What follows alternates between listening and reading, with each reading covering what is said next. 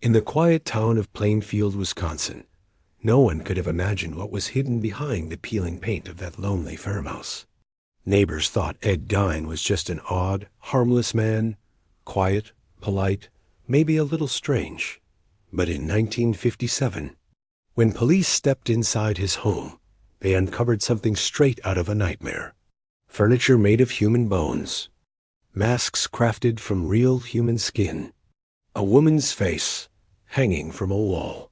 This is the true story of Ed Gein, the man who became the blueprint for horror itself. Ed Gein was born in 1906, the son of a violent alcoholic father and a domineering, fanatically religious mother, Augusta Gein.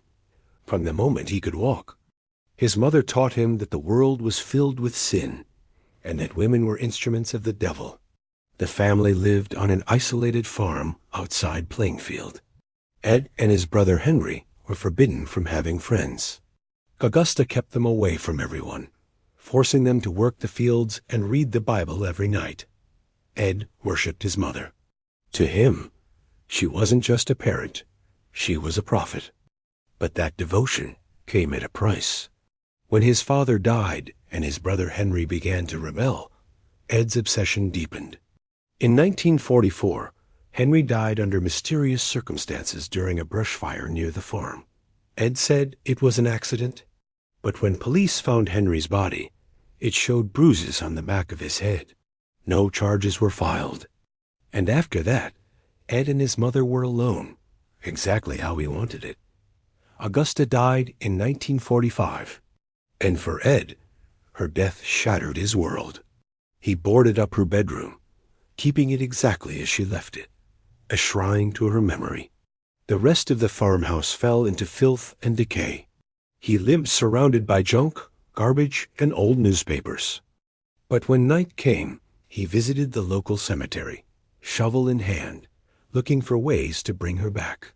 Between 1947 and 1957, Ed Gein spent countless nights digging into freshly buried graves.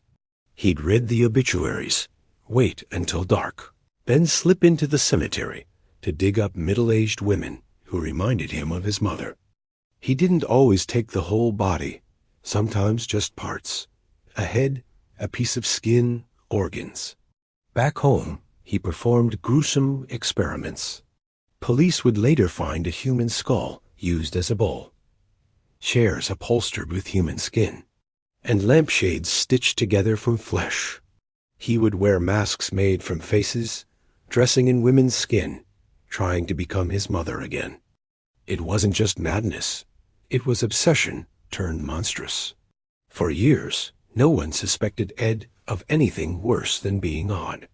But in 1954, the town store owner, Mary Hogan, disappeared. Her tavern was empty, except for a pool of blood behind the counter.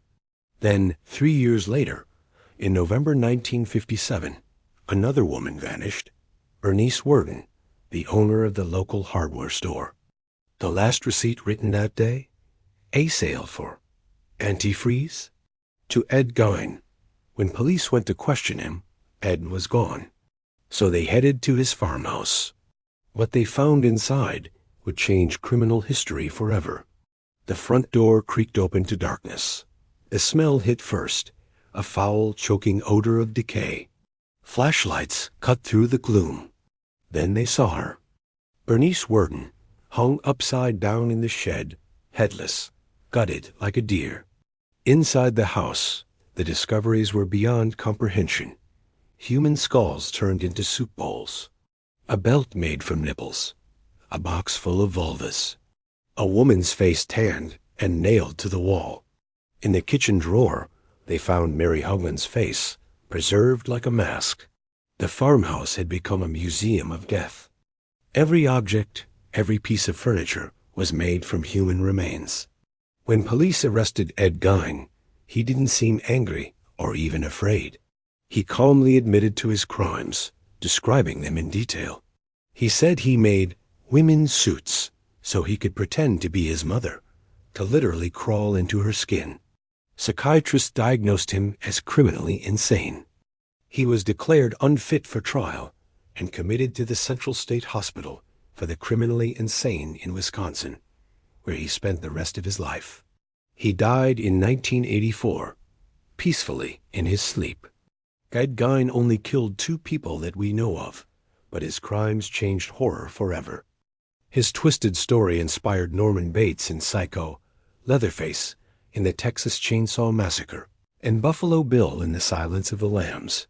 He wasn't the most prolific killer, but he was the most disturbing, because Gein showed us that the real monsters don't always hide in the dark. Sometimes they live quietly among us, smiling, polite, ordinary, until the night we finally open the door and see what's really inside. We tell ourselves monsters aren't real, but Ed Gein proved otherwise. If this story made your skin crawl, smash that like button, drop A in the comments, and subscribe for more true horror stories based on real events. Because next time, the story might hit a little closer to home.